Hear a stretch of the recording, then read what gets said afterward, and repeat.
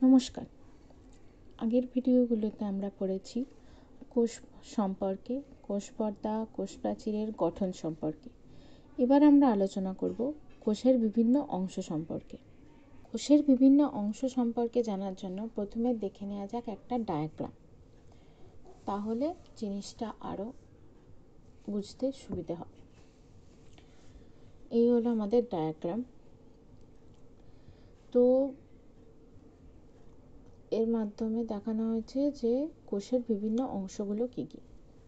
প্রথমে আসছি কোষ। কোষের দুটো ভাগ, কোষ আবরক, প্রোটোপ্লাজম। কোষ আবরকের আবার দুটো ভাগ, কোষ পর্দা, কোষ প্রাচীর।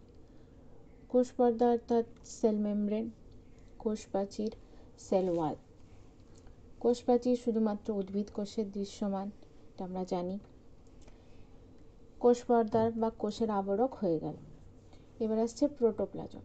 কোষের ভেতরে যে অংশটাকে কোষ আবরক রক্ষা করে সেটাই হচ্ছে প্রোটোপ্লাজম। প্রোটোপ্লাজম তিনটে ভাগে বিভক্ত: সাইটোপ্লাজম, নিউক্লিয়াস আর ভ্যাকুওল। ভ্যাকুওল সাধারণত উদ্ভিদ কোষেই বেশি দেখা যায়, প্রাণী কোষে কম দেখা যায়। আর আছে নিউক্লিয়াস, আর আছে সাইটোপ্লাজম।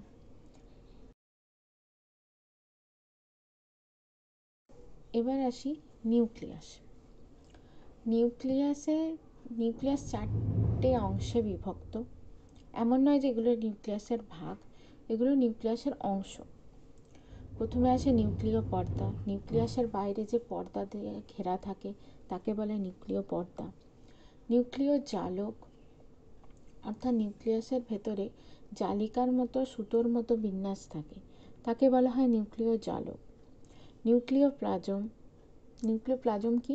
নিউক্লিয় প্লাজম হচ্ছে নিউক্লিয় জালিকাগুলো যে স্বচ্ছ অর্ধতরল জায়গায় বিন্যস্ত থাকে তাকে বলা হয় নিউক্লিয় প্লাজম। অর্থাৎ নিউক্লিয় প্লাজমে নিউক্লিয় জালিকাগুলি ছড়িয়ে থাকে। আর নিউক্লিয়াসের ভেতরে এক বা একাধিক গোল অংশ থাকে, তাকে বলা হয় নিউক্লিওলাস।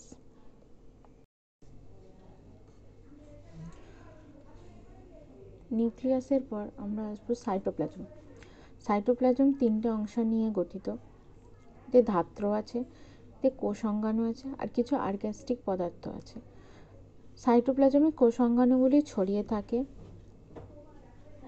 এবং সেই কোষাঙ্গাণুগুলির মধ্যে হচ্ছে প্রথম হচ্ছে মাইটোকন্ড্রিয়া। মাইটোকন্ড্রিয়া ডিম্বাকার বা সূত্রাকার দেখতে হয়ে থাকে, এটি কোষের শক্তিঘর হিসাবে পরিচিত। তারপর আসে গলগি বডি। গলগি বডি চ্যাপ্টা থলির মতো দেখতে, একটা অঙ্গাণু। তারপর আসে এন্ডোপ্লাজমিক রেটিকিউলাম। এন্ডোপ্লাজমিক রেটিকিউলাম দু রকমের হয়, দানাযুক্ত, দানাবিহীন, অর্থাৎ মসৃণ অথবা অমসৃণ। এটি প্রবর্ধকের মতো দেখতে হয়। তারপর আসে লাইসোজোম। লাইসোজোম প্রাণীকোষেই দেখা যায়, এটি থলির ন্যায় হয়, থলির মতো দেখতে হয়। তারপর আসে প্লাস্টিড। প্লাস্টিড উদ্ভিদ কোষেই দৃশ্যমান শুধু। প্লাস্টিডটাও বিভিন্ন স্ট্যান্ডের মতো থাকে, অর্থাৎ ক্লোরোপ্লাস্ট। প্লাস্টিডের এক অংশ হচ্ছে ক্লোরোপ্লাস্ট। ক্লোরোপ্লাস্টেই উদ্ভিদের সালোক সংশ্লেষ ঘটে থাকে। আর আসে সেন্ট্রোজোম। সেন্ট্রোজোমও প্রাণীকোষে দেখা যায়, এটিও লম্বা সর্পিলাকার হয়ে থাকে দেখতে। আর আসে রাইবোজোম। রাইবোজোমও দানার মতো দেখতে হয়, যা এন্ডোপ্লাজমিক রেটিকিউলামের গায়ে লেগে থাকে। এরপর আসছে অর্গ্যাস্টিক পদার্থ। কোষে বিভিন্ন বস্তু থাকে, কিছু উৎসেচক থাকে, কিছু কোষ থেকে রেচিত বস্তু থাকে, যা কোষের বিভিন্ন অঙ্গাণু থেকে বাইরে বেরিয়ে এসেছে কিন্তু কোষ থেকে এখনো বেরোয়নি। সেই জিনিসগুলো সাইটোপ্লাজমেরই বিভিন্ন অংশে সঞ্চিত থাকে। কিছু সঞ্চিত বস্তু থাকে যা কোষ ভবিষ্যতের জন্য সঞ্চয় করে, বা কিছু রেচিত বস্তু থাকে যা বিভিন্ন কোষ অঙ্গাণু থেকে নিঃসৃত হয়েছে।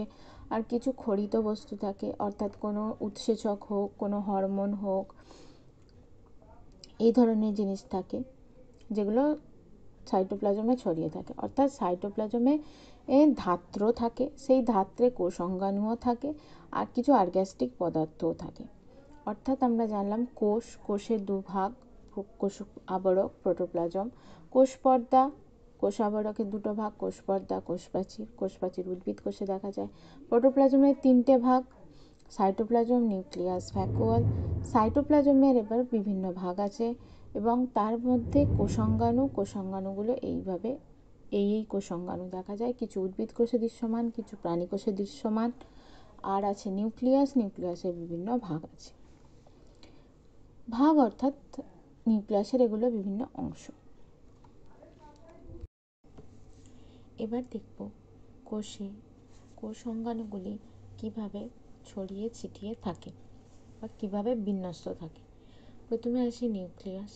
নিউক্লিয়াস এখানে অবস্থান করছে। নিউক্লিয়াসের সাথে নিউক্লিয়াস আর এই যে ধাত্র অংশটি দেখছো, এই ধাত্র অংশটি হচ্ছে সাইটোপ্লাজম।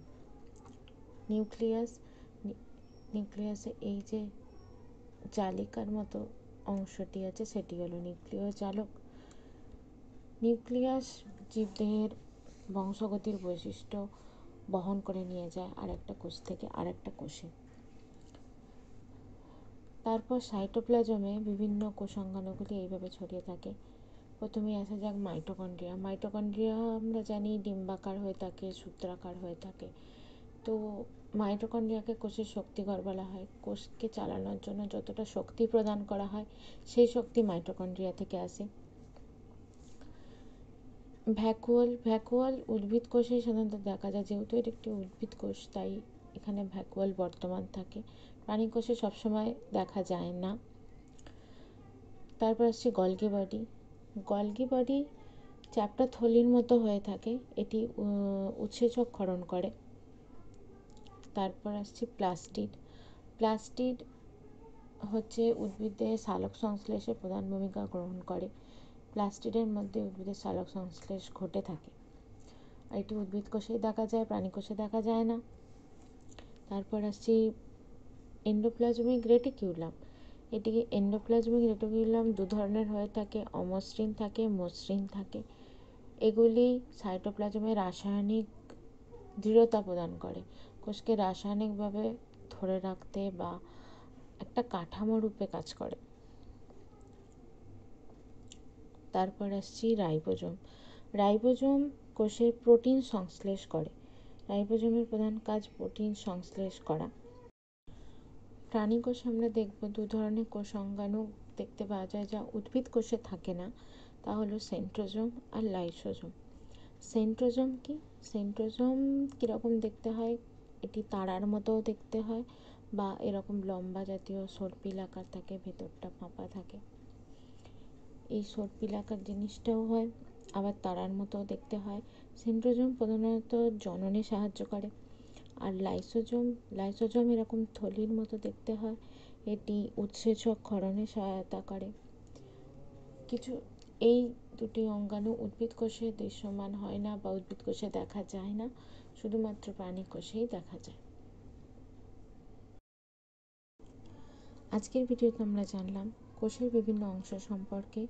কোষের বিভিন্ন অংশ, তাদের কোষাঙ্গাণু, তাদের ভাগ, উদ্ভিদ কোষের কী কী কোষাঙ্গাণু, প্রাণী কোষের কী কী কোষাঙ্গাণু থাকে, তাদের আকার, আয়তন, তাদের প্রধান কাজ সম্পর্কে। পরবর্তী ভিডিওতে আমরা জানব প্রত্যেকটি কোষাঙ্গাণু সম্পর্কে। ধন্যবাদ।